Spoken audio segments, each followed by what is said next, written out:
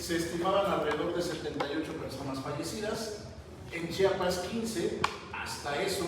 La ventaja de estos sismos es que la cantidad de personas fallecidas no fue tan grande como el sismo del 85. Afectados, 800,000, 1.5 millones de personas. Municipios afectados, 41 en Oaxaca, con más de 1,900 comunidades. En Chiapas, 82 de los 119 municipios, con más de 2,500 comunidades. Viviendas afectadas, vean, 12,200 viviendas en Oaxaca y tan solo en Juchitán 5,000. En Chiapas, más de 50,000 viviendas con daño parcial y más de 16,000 viviendas con daño total. Es decir, más de 16,000 viviendas colapsadas. Solo en Chiapas y Oaxaca. Hubo otros estados que también tuvieron afectaciones. Y bueno, afectaciones principalmente en zona rural, les comentaba. Aquí vemos algunas imágenes de lo que ocurrió en los sismos del 17. Vean construcciones colapsadas, parcial o totalmente. Algunos ejemplos ya los habíamos visto anteriormente. Vean el nivel de daño en las viviendas, muchas colapsaban. Y bueno, ¿cuál es el objetivo de esta presentación? Entender los conceptos básicos de reparación, refuerzo y rehabilitación. Y aquí yo haría una pausa. A ver qué entienden por reparación, refuerzo y rehabilitación.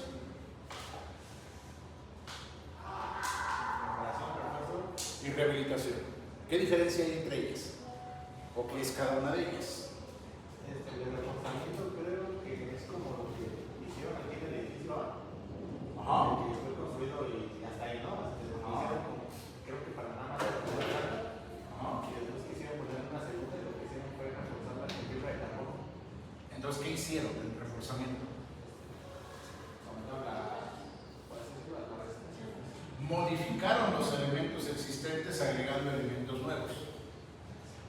¿Qué es una reparación entonces?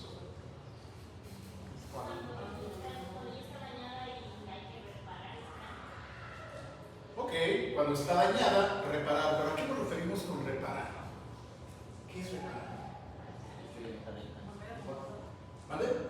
Volver a como estaba antes de... Exactamente. Reparar lo que buscamos es devolverle las condiciones anteriores. Nada más.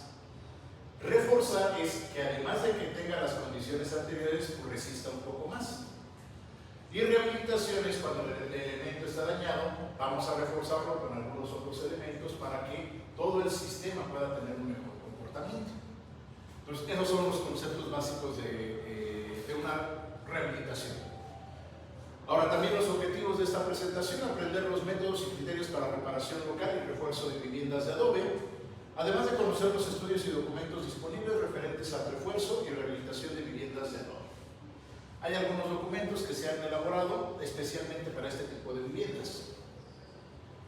Muy bien. Se plantea el procedimiento para la rehabilitación de una estructura en forma general. Primero, hay que hacer una evaluación. O sea, tenemos que ver qué le pasó a la estructura, cuál es el nivel de daño que ésta tiene. Sería la primera en la evaluación. Después, una vez que ya vimos el elemento que está dañado, vamos a plantear o vamos a definir criterios de rehabilitación. No necesariamente es uno, pueden ser varias opciones para rehabilitar. Tercero es el desarrollo de las soluciones de rehabilitación, es decir, de las opciones que yo vi que pueden servir para rehabilitar, voy a analizarlas más a detalle. Y después voy a hacer un análisis de costo de las soluciones para elegir la más conveniente en función del costo-beneficio. O sea, de las opciones que yo tenía inicialmente, voy a elegir cuál es la que más me conviene. No necesariamente la más barata o la más cara, sino tengo que analizar el costo-beneficio que este genera. Y una vez que ya se eligió la técnica de rehabilitación, pues vamos a hacer la ejecución de, ya sea los trabajos de rehabilitación o reconstrucción, o si en algunos casos no es conveniente ya rehabilitar la estructura, pues tendremos que demolerla. ¿De acuerdo? Entonces, eso más o menos sería el proceso para rehabilitar una estructura. Muy bien, entremos a detalle con las características de una vivienda de adobe. Las viviendas de adobe generalmente tienen muros con excelentes propiedades de aislamiento térmico y acústico. Ven que el adobe prácticamente es tierra, con algunos materiales agregados, pero es tierra. La ventaja del material es que es excelente aislante térmico y acústico. Eso sí, no se puede cuestionar. Los muros, a pesar de tener un espesor mayor al convencional, generalmente mayores a 30 centímetros, son frágiles y tienen baja resistencia a la tensión por no tener refuerzo.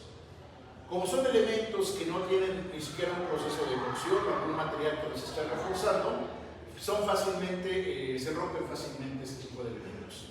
Y sobre todo también, la característica principal de los adobes es que pueden llegar a erosionarse fácilmente. Si no se protegen adecuadamente, se pueden erosionar.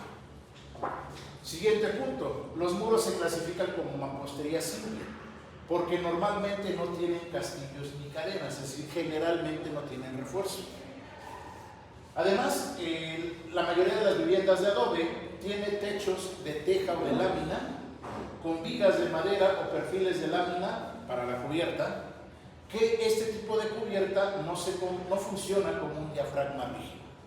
Al ser una cubierta muy ligera, no le da la rigidez suficiente a la cubierta. Algunas otras características: generalmente las viviendas de adobe son un solo cuerpo, de un solo piso, la mayoría de ellos, con una planta rectangular. Puede variar las dimensiones, pero generalmente plantas alargadas. Aquí menciona algunas dimensiones de 4×8. El área de construcción oscila generalmente entre 30 y 50 metros cuadrados, a veces sin muros divisorios o con algunos muros divisorios muy escasos. Los muros perimetrales, que son los que más nos interesan, casi siempre no tienen refuerzo, tienen alturas de 3 metros o superiores, y como mencionábamos, los espesores pueden llegar desde 30 hasta 60 centímetros de espesor. Y como les mencionaba también, la cubierta es un sistema de techo variable, en muchos casos vigas o armaduras de madera con teja de barro o con láminas de cemento o láminas metálicas. Y aquí tenemos un ejemplo de una construcción de adobe. ¿Qué observan en ella?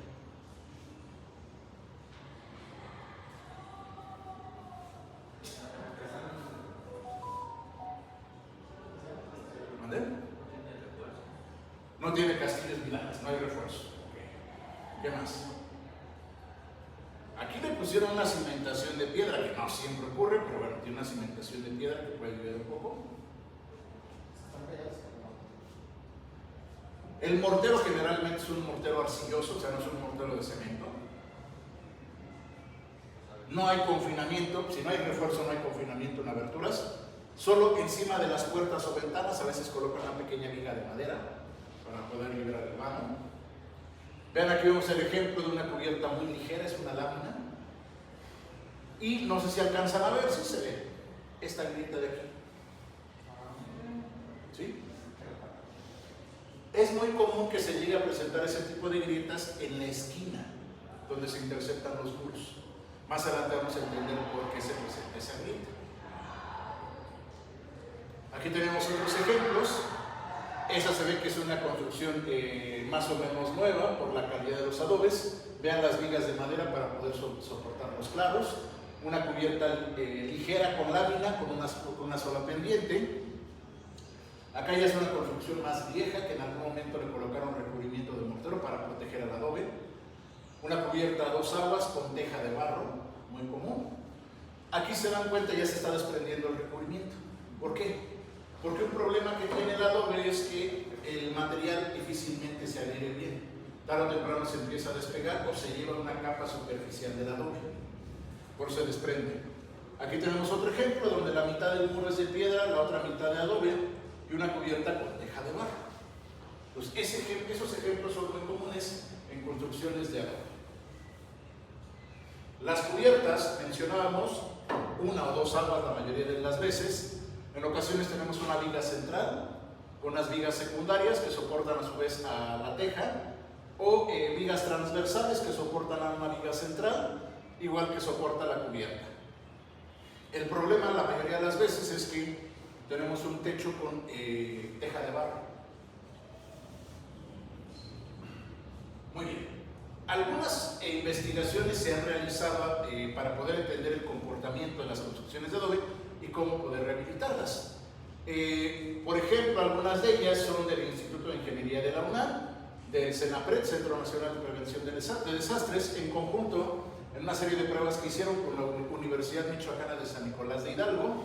También la Pontificia Universidad Católica de Perú hace algunos años hizo investigaciones en ese tipo de mampostería. Y alguna de esas investigaciones, sobre todo del CENAPRED, es esta, que es una cartilla breve para refuerzo de la vivienda rural y de autoconstrucción contra sismo y viento.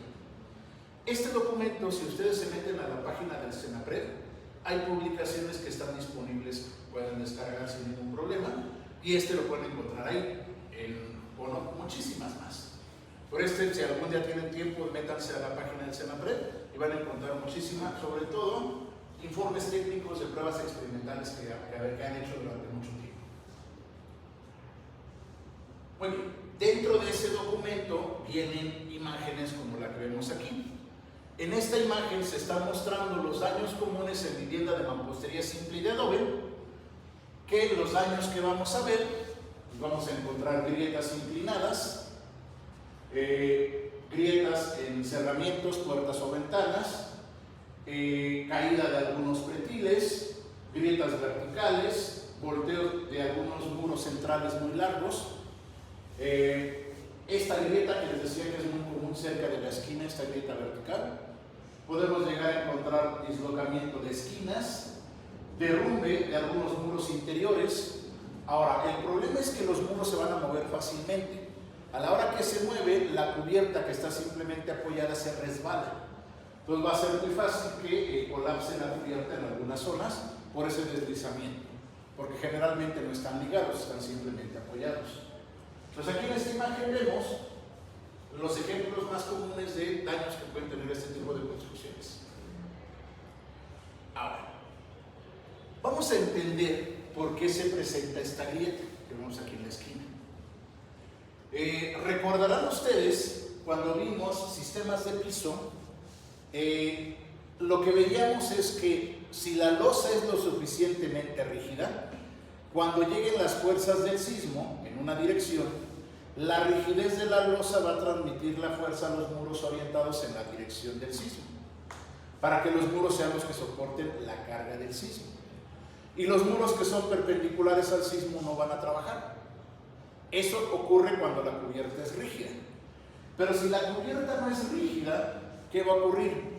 Llega la fuerza del sismo, no hay quien transmita la fuerza a los muros paralelos, y lo que ocurre es que la fuerza del sismo llega en forma perpendicular a los muros, los está empujando.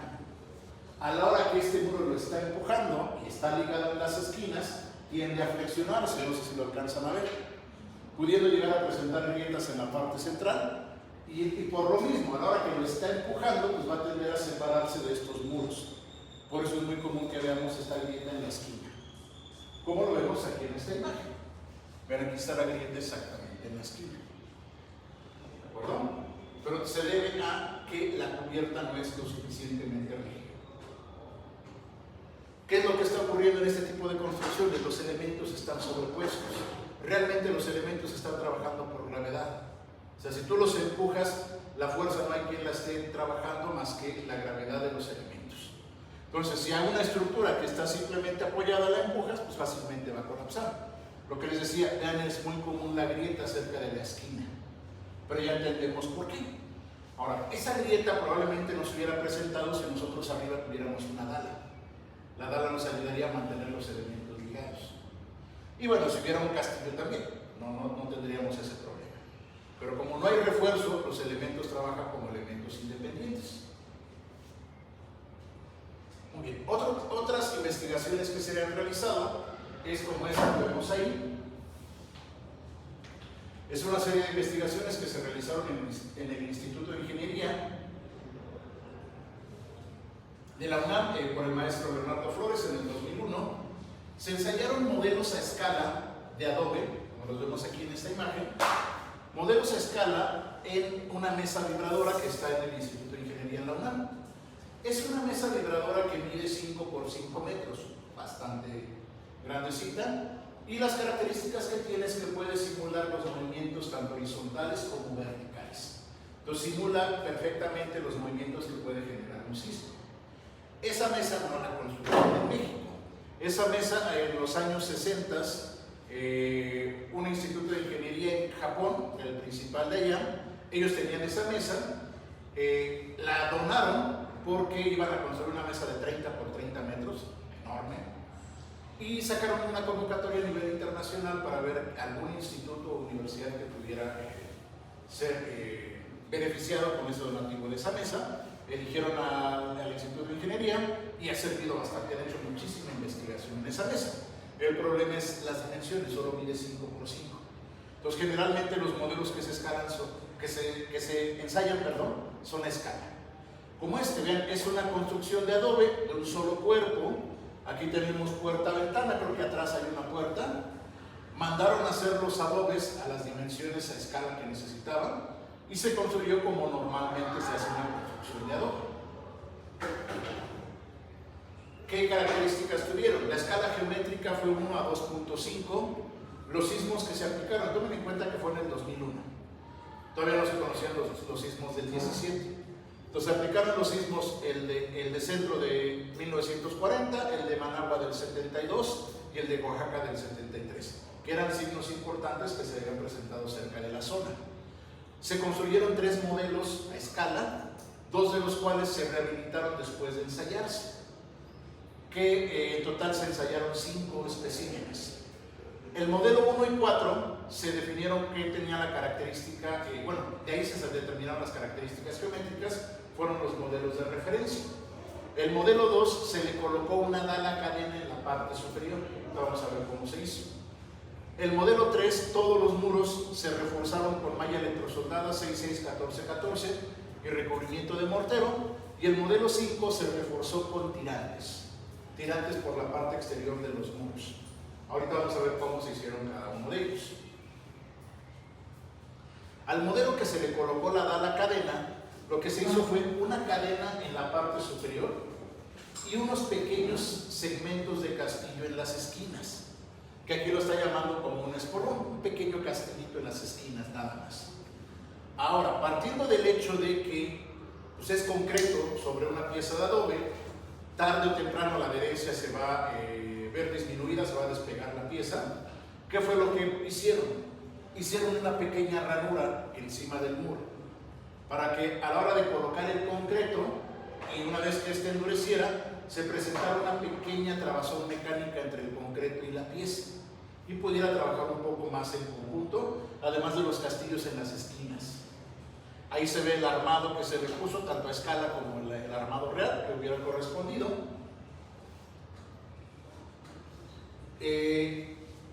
Otro modelo, como mencionábamos, se le colocó malla electrosoldada 66-14-14 en todos los muros, recubriendo tanto en forma exterior como interior, cuidando también vanos de puertas y ventanas, y se recubrió con mortero. O sea, se colocó la malla y después un recubrimiento de mortero.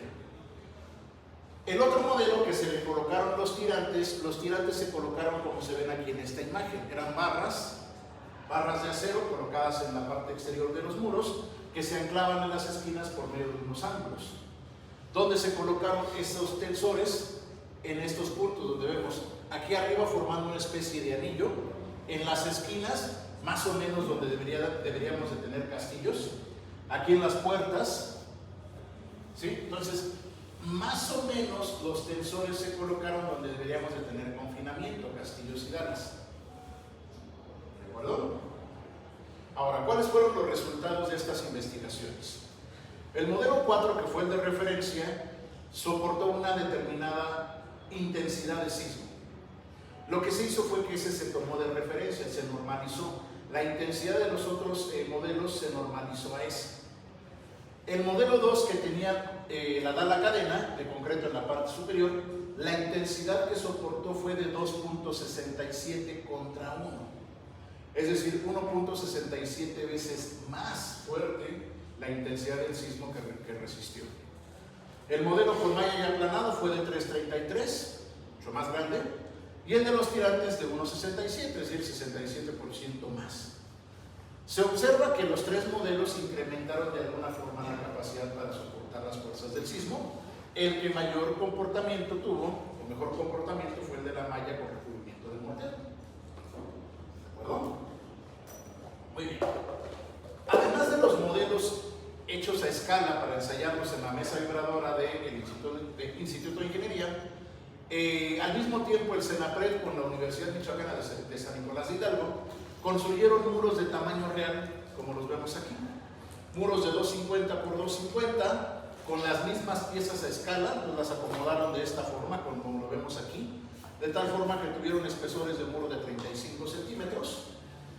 Se le colocó una dala en la parte superior, unos pequeños castillos, una losa.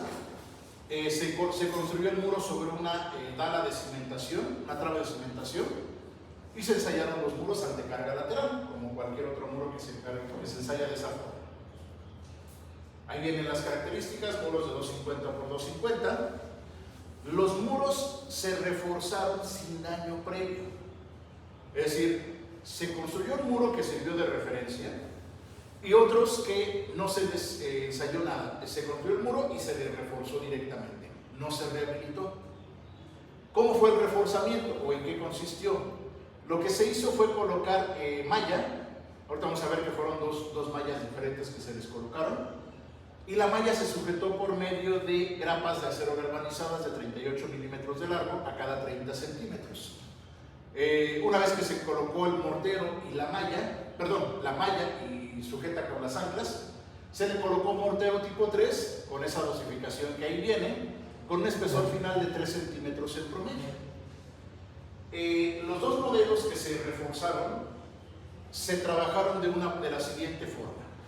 En una cara del muro colocaron una capa previa de 1 centímetro de mortero y después colocaron la malla y después otra capa de mortero para llegar de 2,5 a 3 centímetros de espesor.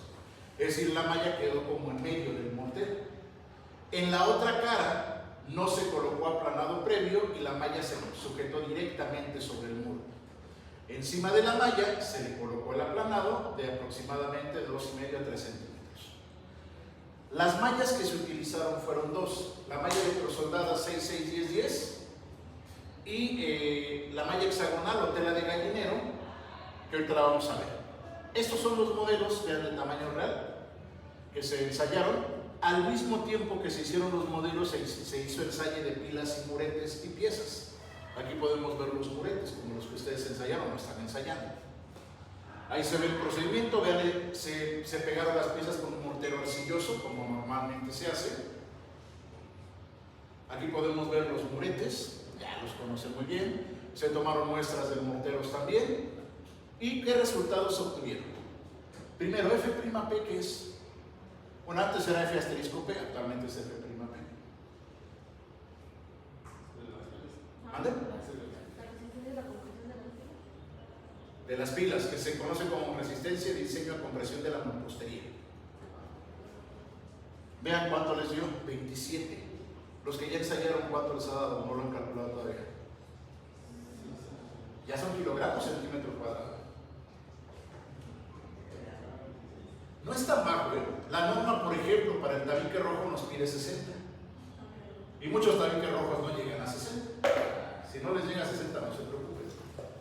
Les dio 27, no era tan mala la resistencia a compresión. Bueno, perdón, F'P es de las piezas, me estoy confundiendo.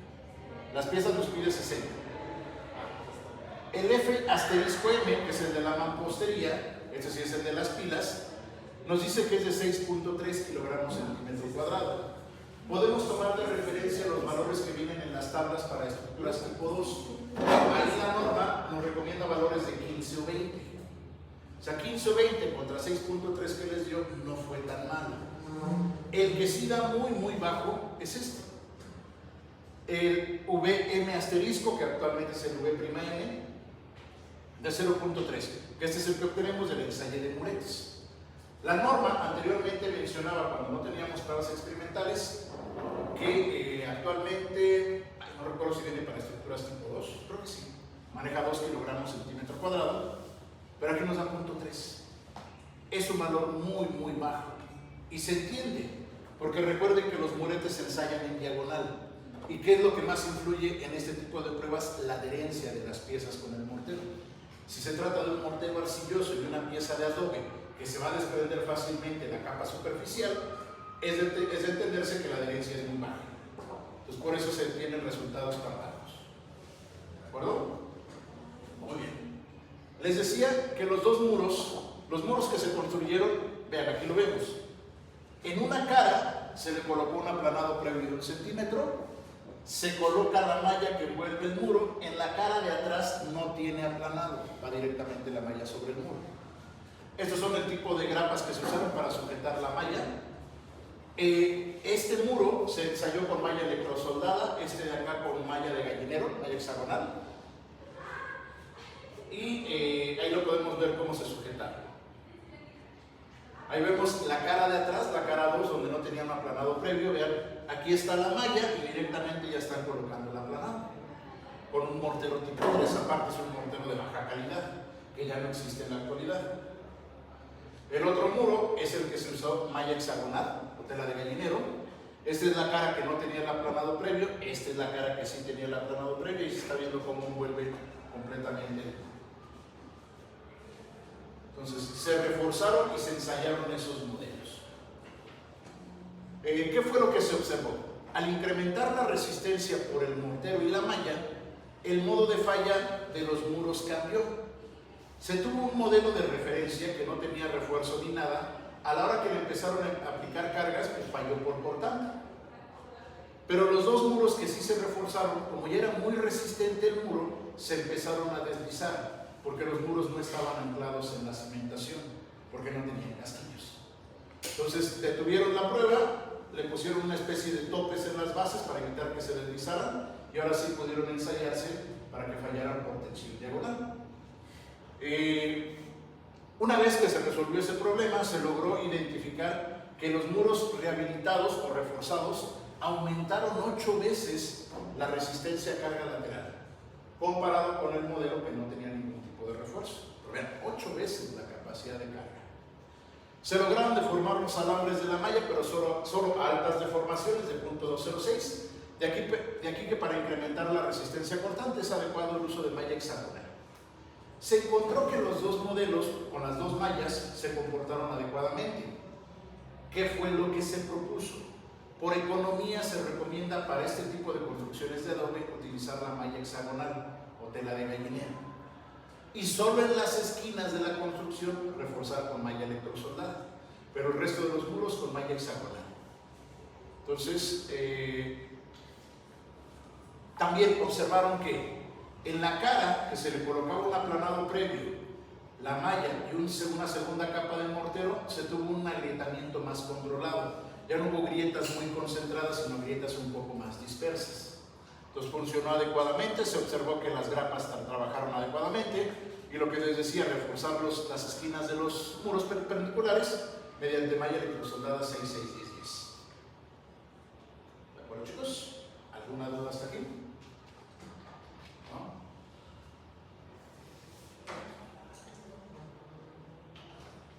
Muy bien.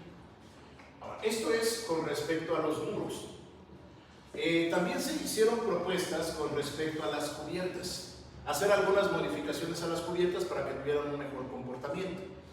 Ya habíamos visto qué características tenían las cubiertas. Había cubiertas de teja, que para empezar las tejas son muy pesadas, frágiles y se desprenden fácilmente. Había otras cubiertas como láminas, ya sean metálicas o de cemento, pero igual al ser elementos muy delgados, no se comportan como un diafragma rígido. ¿Qué es lo que se proponía para las cubiertas? Se proponían varias opciones. La primera era quitarlas y colocar una nueva losa, que sería lo ideal. Una losa maciza de concreto que pudiera tener la rigidez suficiente. No siempre se podía hacer. Otra opción era rigidizar. O sea, ese mismo tipo de cubiertas, rigidizarlas. ¿Cómo rigidizarlas? Mediante la colocación de cables como especie de contravientos en la cubierta, la colocación de tablones ligados directamente a los muros y en algunos casos la colocación de un firme también puede ayudar en la parte superior. También algo muy importante, se observó que era necesario que los elementos de la cubierta se sujetaran a los muros existentes, que no quedaran simplemente apoyados, sino que quedaran sujetos. Trabajando todos estos aspectos se hicieron las siguientes propuestas. Ahorita vamos a ver las propuestas que se hicieron. Dentro de la cartilla de rehabilitación de la vivienda se plantean 4 opciones para rehabilitar una vivienda de adobe o de mampostería simple. La primera, que es esta, es la colocación de malla y recubrimiento de mortero en todos los muros, o sea, cubrir todos los muros con malla. Esa era la primera opción, malla y recubrimiento de mortero. La segunda es, a mi construcción existente, colocarle castillos y dalas en algunos puntos importantes. ¿Qué se buscaba aquí? Que se acercara a su comportamiento a una mampostería confinada. Tal vez no se iban a poner todos los elementos, pero algunos importantes. Esa fue la B. La C, en lugar de colocar malla en todas las caras, solo colocar franjas de malla en la parte exterior, en la parte superior, viendo como una especie de anillo, y en las esquinas. Pero una pequeña franja de malla con recubrimiento de mortero. Es algo más sencillo que lo de arriba. Y la otra opción era quitar la cubierta, colocar una dala cadena en la parte superior con sus pequeños dentellones, aquí los vemos, y tener que volver a colocar una nueva cubierta. Entonces, esas eran las opciones que se planteaban. Ventajas y desventajas. La primera opción, malla y mortero, se considera que es un proceso constructivo fácil, y sí es fácil, porque realmente colocas la malla, que es un proceso muy sencillo, con unas ciertas recomendaciones, y le colocas un mortero. Estás aplanando prácticamente los muros. Cualquier albañil pudiera hacer ese trabajo sin ningún problema. Se considera un costo medio, pues yo me iría de medio alto, porque sí se utiliza mucho material, mucha malla y mucho mortero para poder hacer eso. Pero la eficiencia es muy alta, o sea, esa técnica es la más eficiente para este tipo de construcciones. Esta otra, la colocación de castillos y dalas, se considera que es un proceso constructivo regular. El costo de medio alto y la eficiencia es alta. ¿Por qué? Porque lo estamos acercando a una mampostería confinada. Y no es tan complicado, porque colocar castillos es fácil, solo ranuras. Pues no es algo tan complicado, igual cualquier albañil puede hacer este tipo de trabajos. Este otro, el C, es muy fácil, porque solo va en la parte exterior, ahí donde se ven las bandas de malla. El costo es bajo porque es muy poco el material que estamos utilizando, pero la eficiencia es media, o sea, ya no es tan eficiente como los otros dos. Pero ahí si comparamos costo-beneficio, un costo bajo y una eficiencia media, pues en algún momento pudiera ser una opción viable. Y la cuarta opción, la colocación de dala y dentellones, se considera que es un proceso constructivo fácil, el costo medio y la eficiencia media.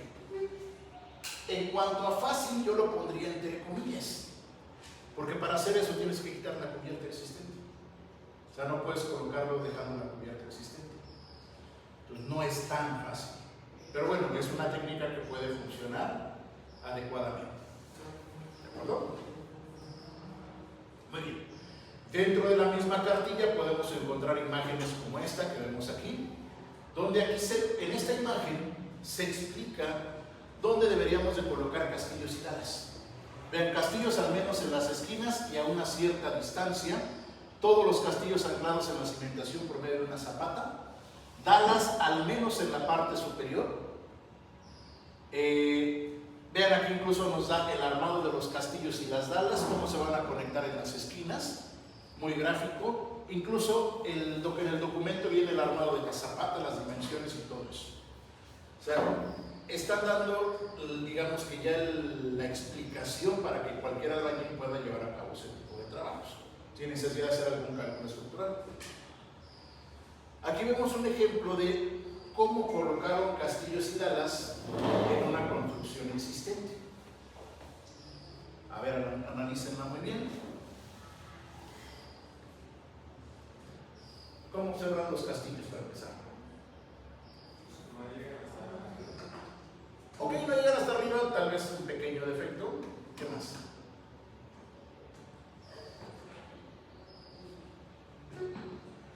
¿Todos están en la misma separación? Más o menos. Si lo ves en perspectiva, más o menos la misma separación. Yo creo que alguien les dijo, castillos a cada 3 metros. Pusieron castillos a cada 3 metros. Yo hubiera modificado modificado un poquito la ubicación de los castillos. Por ejemplo, el que está pegado a la puerta de este lado lo hubiera puesto en el marco de la puerta. Y lo mismo el que está pegado a la otra puerta.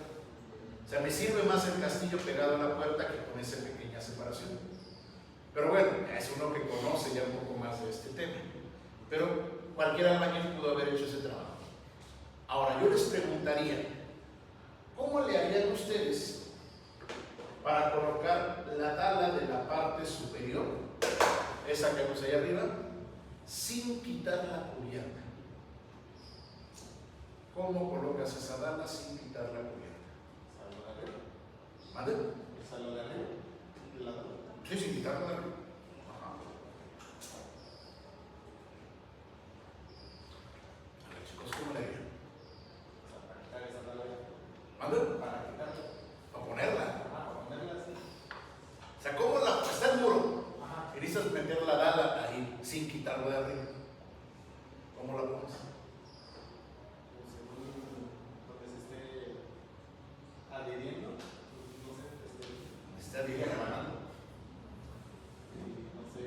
La dala la tienes que poner encima. Ajá. No es que llegas y la metes ahí. Entonces, por ejemplo, primero representa la parte de abajo, de ¿Vale?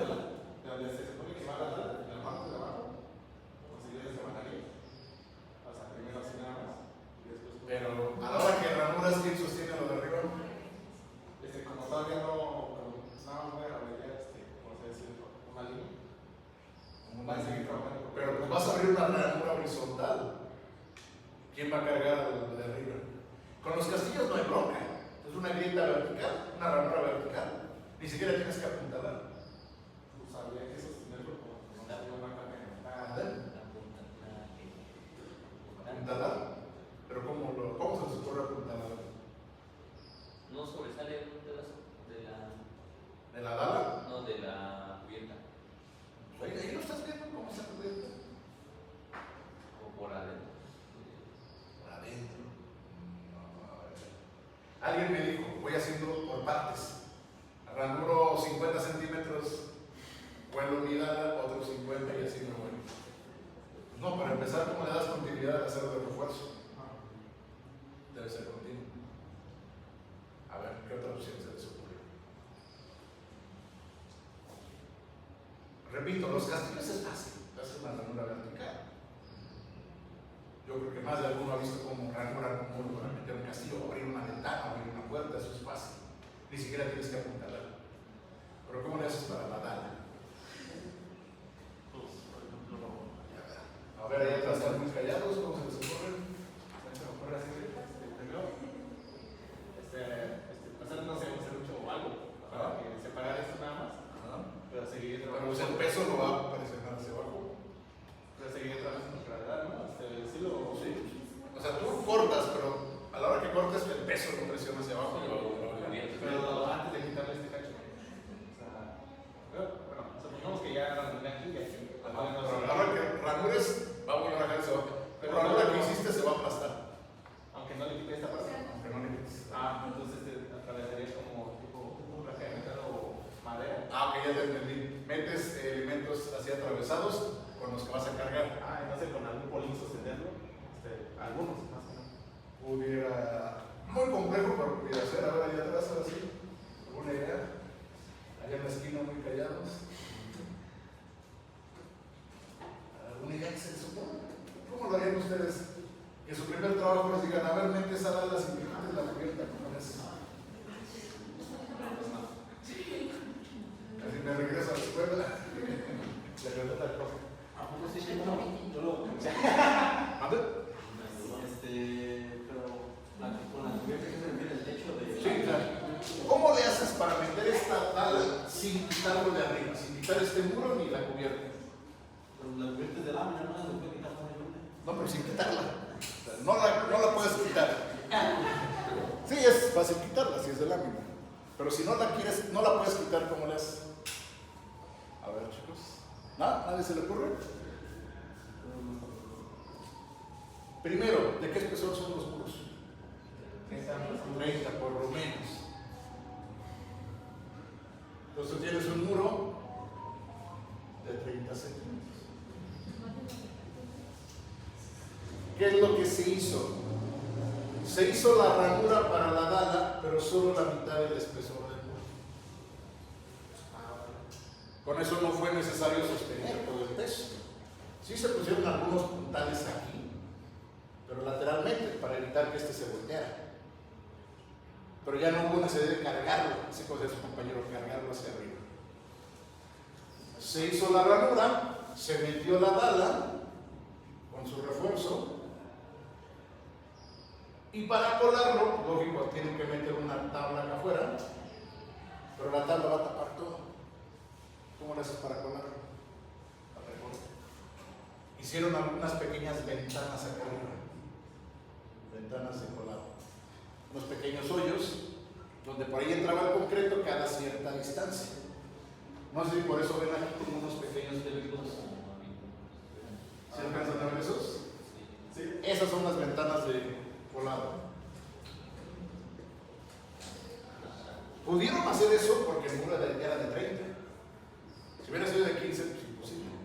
Pero como era de 30, pusieron la dala. Ahora, lo ideal es que la dala fuera del ancho total del muro, pero no se pudo. Un ancho de 15 ya es bastante razonable, y sobre todo porque va en la parte exterior.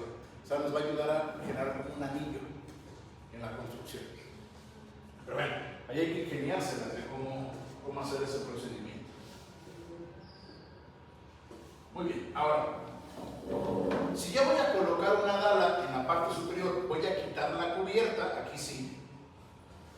¿Qué puedo hacer?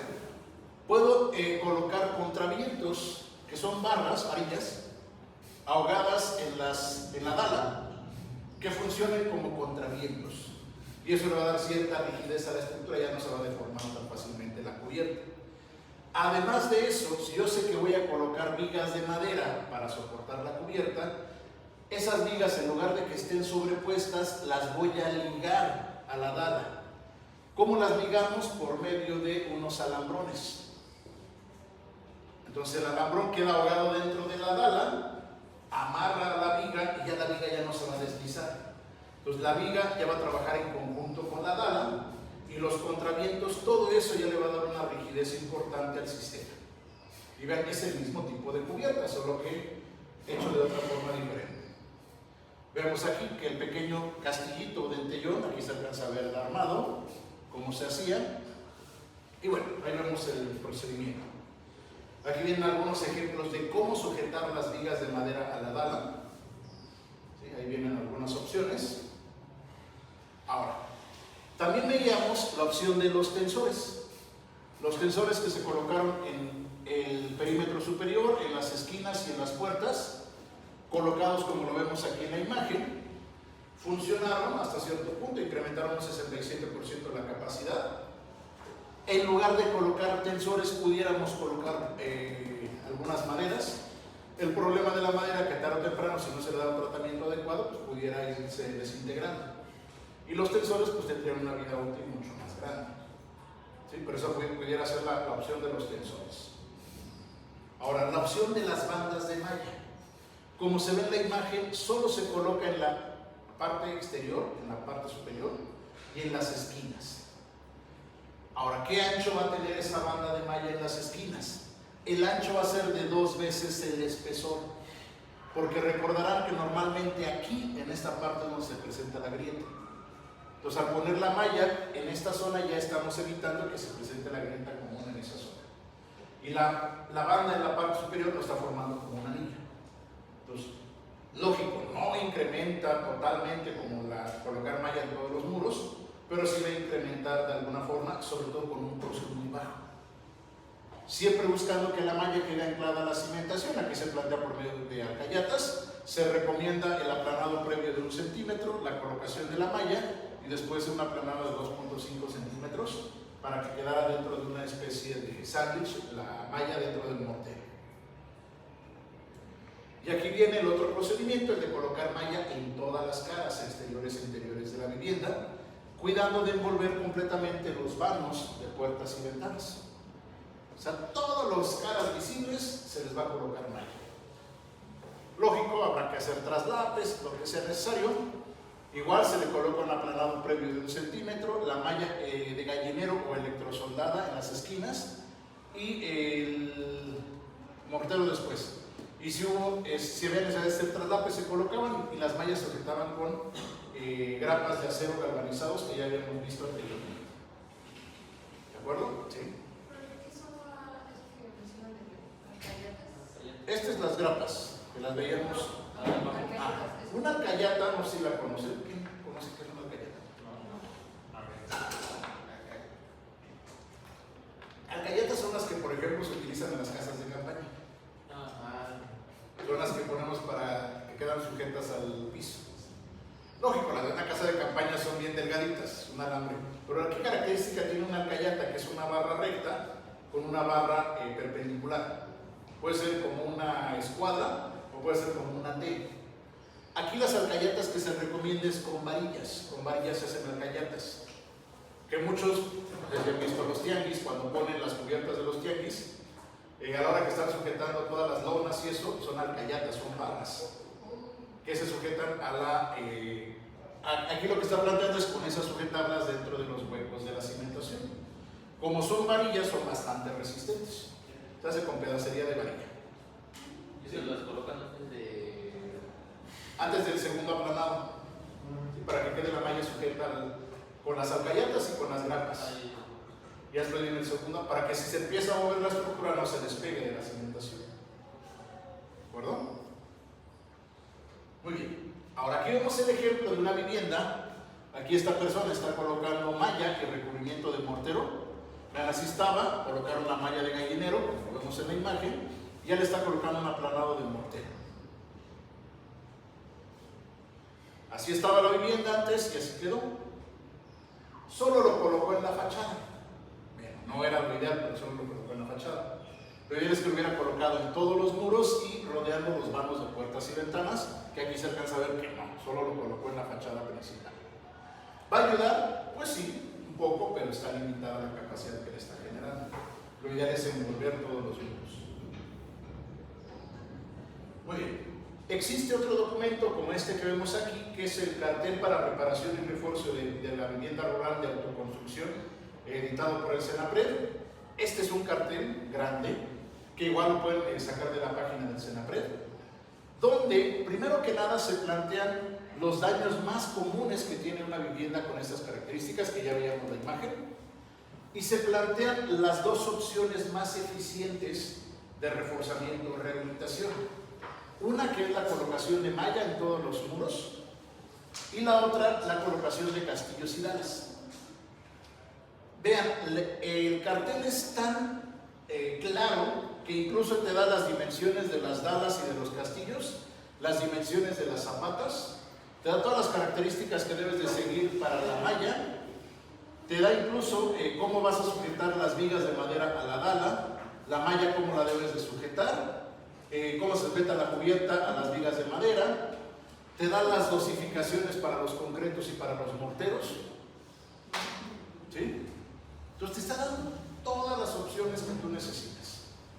Cualquier persona que sepa leer y que tenga conocimientos de albañilería pudiera llevar a cabo este tipo de trabajos.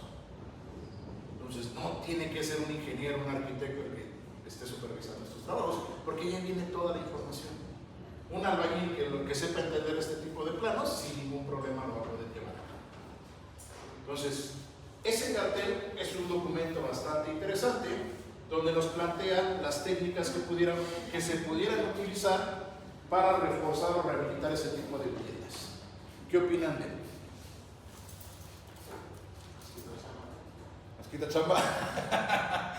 Bueno, eso ya es algo sin importancia. Es un cartel que no es reciente, tiene varios años, tiene más de 10, 15 años. ¿Ustedes han visto que se lleve a cabo ese tipo de trabajos? ¿No han visto que es que tienen que ir a zonas rurales más hacia la... Yo he visto en Oaxaca, llegué a ir a muchas zonas rurales muy importantes, en Chiapas llegué a ver algunas, pero en Oaxaca principalmente hay muchas. Ahora, ¿por qué no se lleva a cabo ese tipo de trabajos, jóvenes? ¿Por qué creen? Que no hay difusión. Tal vez falta difusión, sí, un punto importante. ¿Qué más? A ver, ¿por qué más? Tú llegas a una casa, una vivienda de adobe muy sencillita, y le llegas con el cartel, mire, ya vi que su casa tiene grietas. Si hace esto, va a quedar bien su vivienda. ¿Qué te va a decir? Está chido, no está bien. ¿Para qué? No es necesario. Tal vez no es necesario, ok, ¿qué más? Pero lo principal, no tengo el dinero para poder hacerlo, ¿no? Si la vivienda la hice de adobe porque mis recursos son limitados, muchas veces la vivienda de adobe la hace la misma familia con el material que tienen ahí. Eso es lo más barato que pueden tener. Y no es porque sea la mejor opción, sino es la opción que tienen viable. Si tú les dices, está esta opción, pues sí, tal vez puede funcionar, pero no tengo el dinero para hacerlo. Que tú dijeras, hay un programa de gobierno que te doy el dinero para que lo hagas. No, pues ese dinero lo van a gastar en cualquier cosa menos en reforzar su vivienda. Ellos van a preferir hacer otro cuartito a un lado, porque ya la familia es muy grande, que en lugar de reforzar la construcción que ya existe. Tal vez una opción que pudiera funcionar en algún momento es, no sé, algún programa de gobierno, pero estaría que se organizaran muchas cosas alrededor de, que se le diera la difusión adecuada, que el programa funcionara de la siguiente forma, que el gobierno les diera los materiales, o sea, no el dinero, los materiales, y que los dueños de la vivienda pusieran la mano de obra, pudiera ser algo un poco más viable. Y tener jornadas, personal que estuviera supervisando cada cierto tiempo, no sé, una vez a la semana, una vez cada 15 días, que pudiera estar pasando para resolver dudas y ver que realmente se esté llevando a cabo de la forma correcta y sobre todo que se esté utilizando el material ahí.